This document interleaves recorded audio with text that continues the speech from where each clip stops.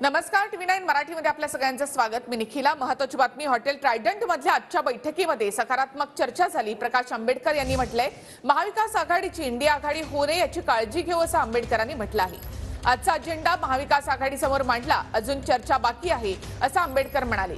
जागा वाटपाचा मुद्दा नंतर चर्चेत येईल असंही आंबेडकर यांनी म्हटलं आहे। इंडिया आघाडी आता काही शिल्लक राहिलेली नाही। जे काही अखिलेश आणि काँग्रेस लास्ट पार्टनर्स राहिले होते, माझ्या माहितीप्रमाणे दोघंही पाठ झालेले आहेत। काँग्रेस वेगळी चालली आहे आणि SP सुद्धा वेगळी चालली आहे अशी माझी माहिती आहे। होऊ नये ही माझी इच्छा आहे, परंतु हकीकत अशी आहे की दोघं वेगळे चाललेत अशी परिस्थिती आहे। जे काही आमचं आता ठरलेलं आहे ते म्हणजे या आघाडीचं इंडिया होऊ नये ही मी दक्षता घ्यायचं असताना त्या ठिकाणी आम्ही ठरवलेलं आहे। आणि त्याच्यामुळे ताक जरी असलं तरी फुकून प्यायचं असं मी ठरवलं।